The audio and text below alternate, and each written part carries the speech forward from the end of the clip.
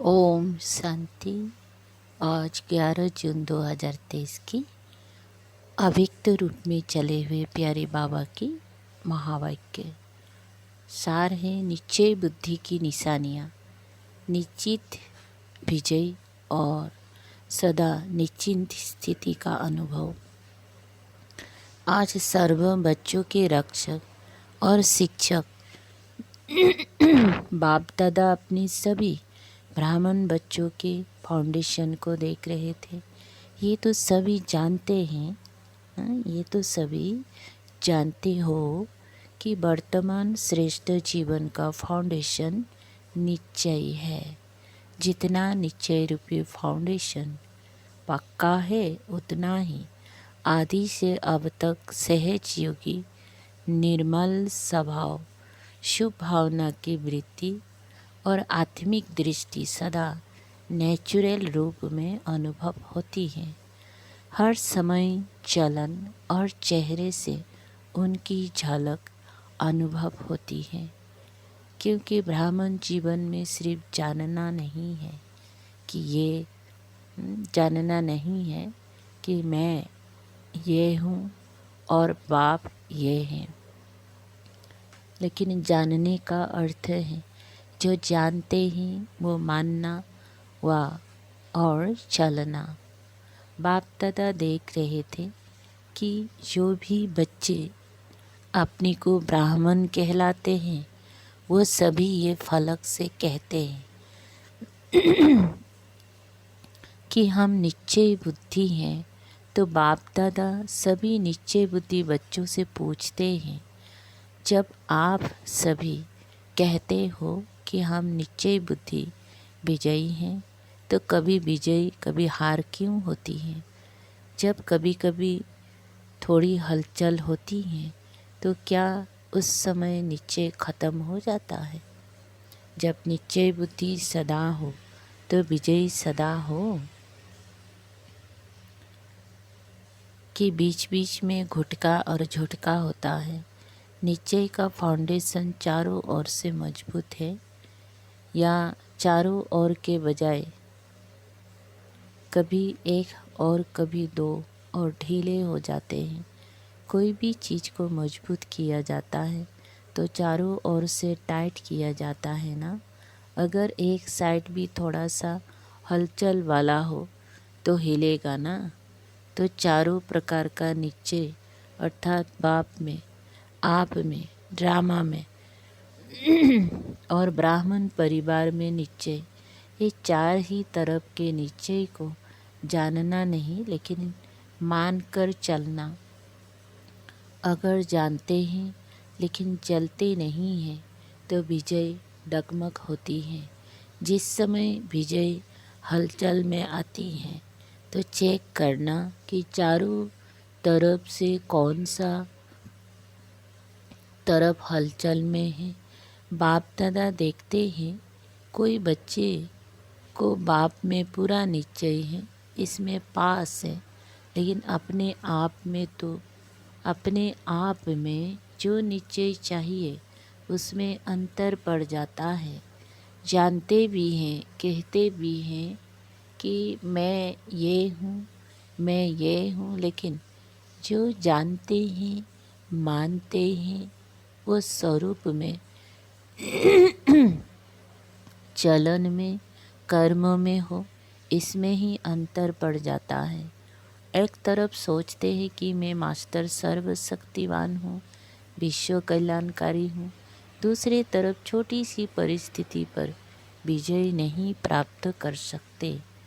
है तो मास्टर सर्वशक्तिमान, लेकिन ये परिस्थिति बहुत बड़ी है, ये बात ही ऐसी है। तो क्या ये निश्चय है कि सिर्फ जानना है लेकिन मानकर चलना नहीं? कहते व सोचते हैं कि मैं विश्व कल्याणकारी हूँ, लेकिन विश्व को तो छोड़ो, स्व कल्याण में भी कमज़ोर होते हैं। अगर उस समय उन्हें कहो कि क्या स्वयं को परिवर्तन कर स्व कल्याणकारी नहीं बन सकते, तो जवाब देते हैं कि है तो विश्व कल्याणकारी लेकिन स्व कल्याण बहुत मुश्किल है, ये बात बदलना मुश्किल है, तो विश्व कल्याणकारी कहेंगी या कमज़ोर? तो 100 में भी परिस्थिति प्रमाण, समय प्रमाण, संबंध संपर्क प्रमाण निश्चय स्वरूप में आवे, ऐसे निश्चय बुद्धि की विजय हुई ही पड़ी है। जैसे सभी को ये पक्का निश्चय है कि मैं श्रेष्ठ आत्मा हूँ।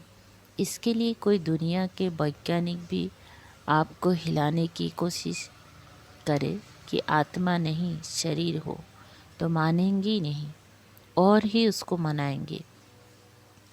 तो जैसे ये पक्का है कि मैं शरीर नहीं हूँ, मैं आत्मा हूँ, और कौन सी आत्मा हूँ ये भी पक्का है, ऐसे निश्चय बुद्धि की विजय भी इतनी निश्चित है।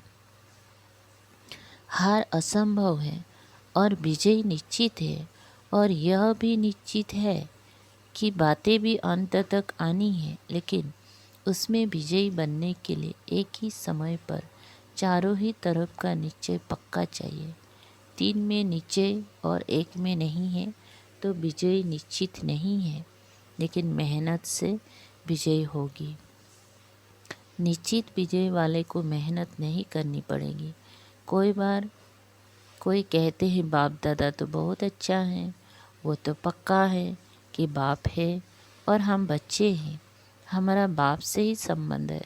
लेकिन देवी परिवार में खिटखिट खिटखिट होती हैं, उसमें नीचे डगमग हो जाता है। इसीलिए परिवार को छोड़ देते हैं, हल्का कर देते हैं, तो एक साइड ढीला हो गया ना। बिना परिवार के माला में कैसे आएंगी? माला कब बनती है? जब दाना दाने से मिलता है और एक ही धागे में पिरोए हुए होते हैं। अगर अलग अलग धागे में अलग अलग दाना हो तो उसको माला नहीं कहेंगी। तो परिवार है माला। अगर परिवार को छोड़कर 3 निश्चय पक्के हैं तो भी विजय निश्चित नहीं है। चलो परिवार की खिटखिट से किनारा कर लो, बाप का सहारा हो, परिवार का किनारा हो तो चलेगा। काम तो बाप से है या भाइयों से है। बाप से काम है, वर्षा बाप से मिलना है, भाई बहनों से क्या मिलेगा। लेकिन ब्राह्मण जीवन में यही न्यारापन है कि धर्म और राज्य दोनों की स्थापना होती है, सिर्फ धर्म की नहीं।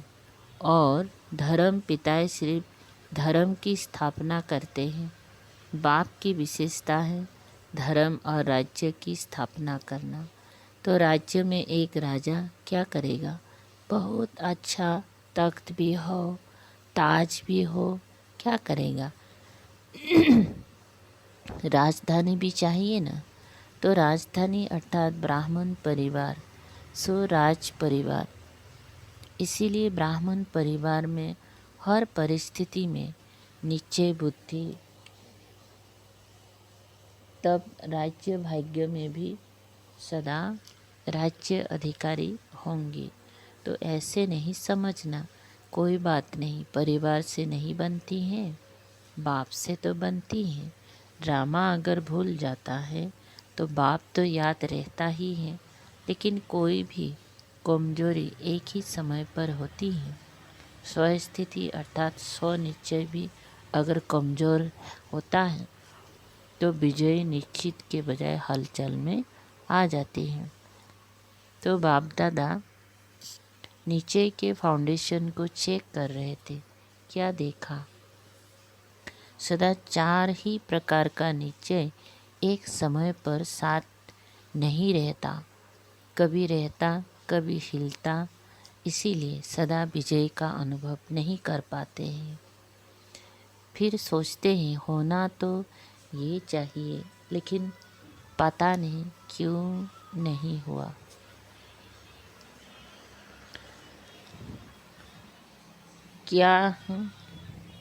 क्यों नहीं हुआ? क्या तो बहुत मेहनत सोचा, तो तो बहुत अच्छा, लेकिन सोचना और होना इसमें अंतर पड़ जाता है। इसका अर्थ ही है कि नीचे के चारों तरफ मजबूत नहीं है। और हंसी की बात तो ये है कि ड्रामा भी कह रहे हैं, है तो ड्रामा, है तो ड्रामा, लेकिन अच्छी तरह से हिल भी रहे हैं। कभी संकल्प में हिलते, कभी बोल तक भी हिल जाते, कभी कर्म तक भी आ जाते। उस समय क्या लगता होगा?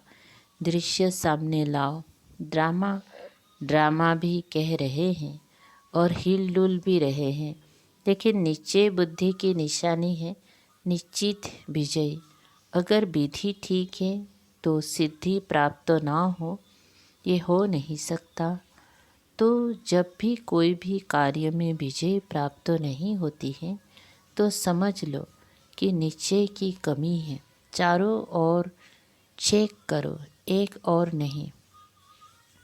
और बात, निश्चय बुद्धि की निशानी जैसे निश्चित विजयी हैं वैसे निश्चिंत होंगी।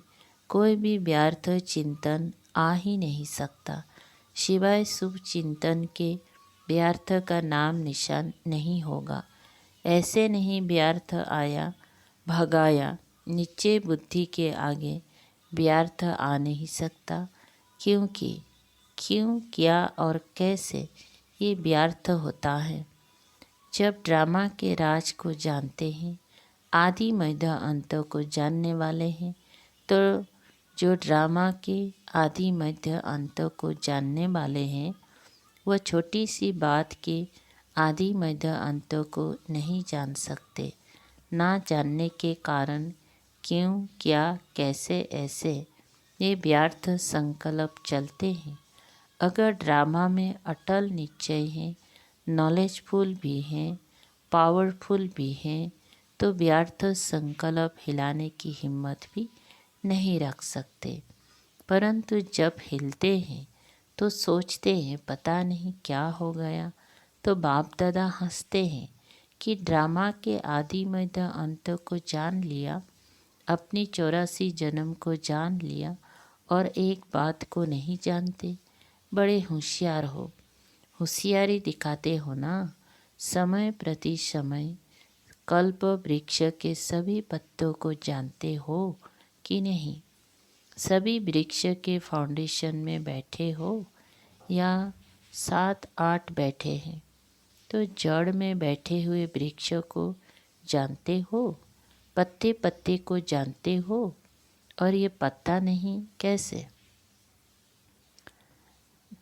तो निश्चय की निशानियाँ निश्चिंत स्थिति, इसका अनुभव करो। होगा नहीं होगा, क्या होगा, कर तो रहे हैं, देखे क्या होता है, इसको निश्चिंत नहीं कहेंगे। और फिर बाप के आगे ही फरियाद करते हैं, आप मददगार हो ना, आप रक्षक हो ना, आप ये हो ना, आप ये हो ना। फरियाद करना अर्थात अधिकार गंवाना। अधिकारी फरियाद नहीं करेंगी, ये कर लो ना, ये हो जाए ना। तो निश्चय बुद्धि अर्थात निश्चिंत। तो ये प्रैक्टिकल निशानियाँ अपने आप में चेक करो। ऐसे अलबेले नहीं रह जाना, हम तो है ही निश्चय बुद्धि, कौन सा निश्चय कमज़ोर है, तो चेक करो और चेंज करो। सिर्फ चेक नहीं करना, बाप दादा ने कहा था ना, चेकर के साथ मेकर भी हो। सिर्फ चेकर नहीं, चेक करने का अर्थ ही है सेकंड में चेंज होना। लेकिन चेक करो और चेंज नहीं करो तो बहुत काल से स्वयं में दिल शिकस्त के संस्कार पक्के होते जाएंगी, और जो बहुत काल से संस्कार है वही अंत में अवश्य सामना करते रहेंगी। कोई सोचे अंत में तो मैं सिवाय बाप के और कुछ नहीं सोचूंगा, लेकिन हो नहीं सकता। बहुत काल का अभ्यास चाहिए, नहीं तो एक सेकंड सोचेंगी शिव बाबा, शिव बाबा, शिव बाबा।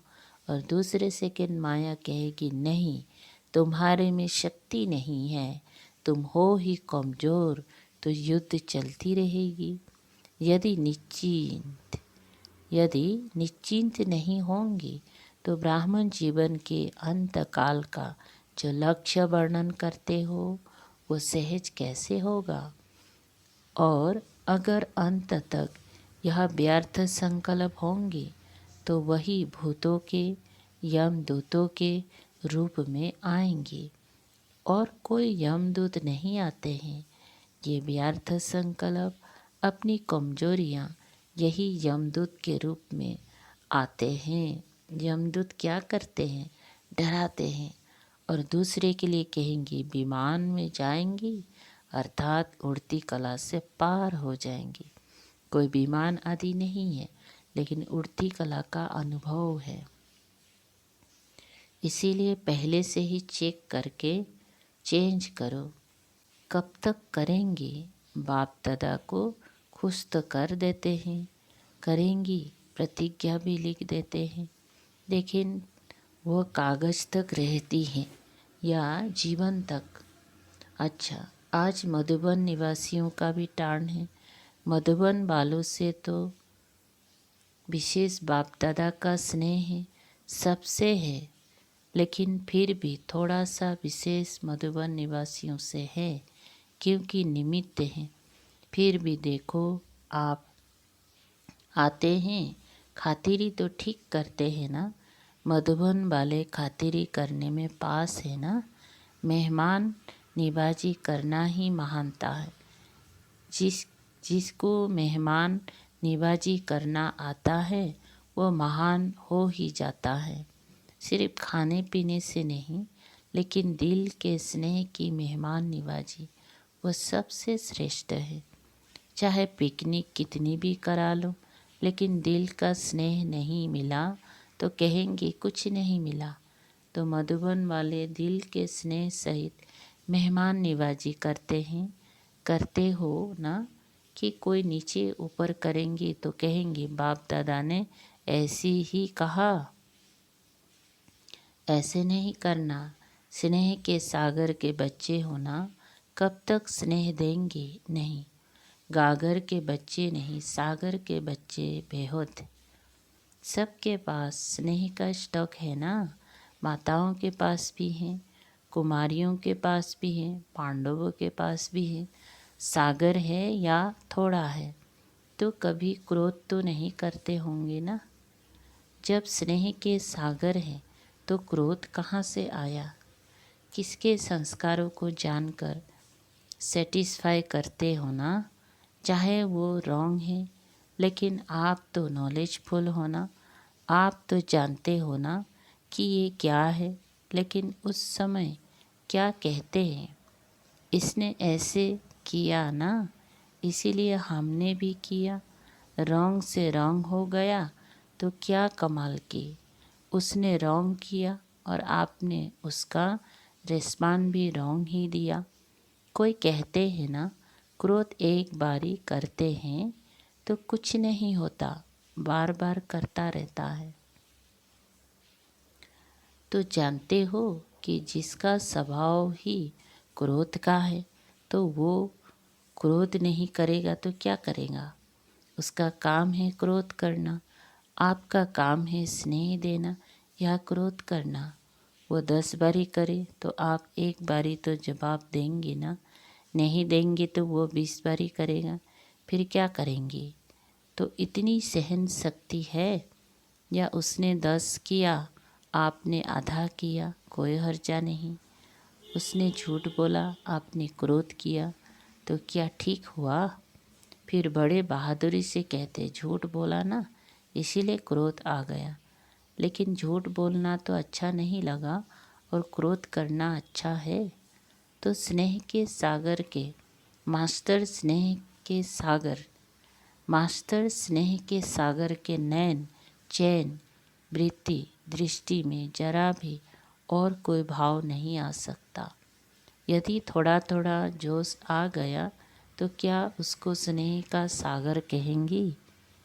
कि लौटा है, चाहे कुछ भी हो जाए, सारी दुनिया क्यों नहीं आप पर क्रोध करे, लेकिन मास्टर स्नेह के सागर दुनिया की परवाह नहीं करेंगे। बेपरवाह बादशाह हो, जो परवाह थी वो पा लिया, अभी इन व्यर्थ बातों से बेपरवाह बादशाह। चेकिंग की परवाह करो, चेंज होने की परवाह करो, लेकिन व्यर्थ में बेपरवाह कर सकते हो कि बच्चा पोत्रा धोत्रा धोत्री थोड़ा सा क्रोध करेगा, थोड़ा सा नीचे ऊपर करेगा, तो स्नेह के बजाय और भावना भी आ जाएंगी। दफ्तर में जाएंगी, बिजनेस में जाएंगी, नौकर ऐसा मिल जाएगा, वायुमंडल ऐसा मिल जाएगा, लेकिन व्यर्थ से बेपरवाह बादशाह। समर्थ में बेपरवाह नहीं होना, कोई उल्टा भी उठा लेते। ज़्यादा जहाँ मर्यादा होगी वहाँ कहेंगे बाप दादा ने कहा ना कि बेपरवाह बादशाह बन जाओ, लेकिन मर्यादाओं में बेपरवाह नहीं। आपका टाइटल है मर्यादा पुरुषोत्तम। ये मर्यादा ही ब्राह्मण जीवन की कदम है। अगर कदम पर कदम नहीं रखा तो मंजिल कैसे मिलेगी। ब्रह्मा बाग के कदम पर कदम रखो, तो ये मर्यादा ही कदम है। अगर इस कदम में थोड़ा भी नीचे ऊपर होते हो तो मंजिल से दूर हो जाते हो और फिर मेहनत करनी पड़ती है। और बाप दादा को बच्चों की मेहनत अच्छी नहीं लगती। कहते हैं सहज योगी और करते हैं मेहनत, तो अच्छा लगता है क्या। अच्छा बाप दादा ने ड्रिल कराए, चारों ओर की सर्व निश्चय बुद्धि श्रेष्ठ आत्माएं सदा निश्चिंत, विजयी आत्माएं सदा निश्चिंत आत्माएं। चारों ओर के सर्व निश्चय बुद्धि श्रेष्ठ आत्माएं सदा निश्चित, विजयी आत्माएं सदा निश्चिंत आत्माएं सदा श्रेष्ठ विधि द्वारा वृद्धि करने के निमित्त बनने वाली विशेष आत्माएं सदा एक बाप, एक बल, एक भरोसे में अचल अडल रहने वाले समीप आत्माओं को बाप दादा का याद प्यार और नमस्ते ऐसे बनाने वाले बाप दादा को भी याद प्यार गुड मॉर्निंग और नमस्ते नमस्ते। वरदान है, दिल के स्नेह और संबंधों के आधार पर समीपता का अनुभव करने वाले निरंतर योगी भव। विस्तार, ब्राह्मण आत्मा में कोई दिल के स्नेह संबंध से याद करते हैं और कोई दिमाग अर्थात नॉलेज के आधार पर संबंध को अनुभव करने का बार बार प्रयत्न करते हैं। जहाँ दिल का स्नेह और संबंध अति प्यारा अर्थात समीप है, वहाँ याद भूलना मुश्किल है। जैसे शरीर के अंदर नस नस में ब्लड समाया हुआ है, ऐसे आत्मा में निष्पल अर्थात हर पल याद समाई हुई है। इसको कहते हैं दिल के स्नेह संपन्न निरंतर याद। स्लोगन, निस्वार्थ और निर्विकल्प स्थिति से सेवा करो, तब सफलता मिलेगी। ओम शांति।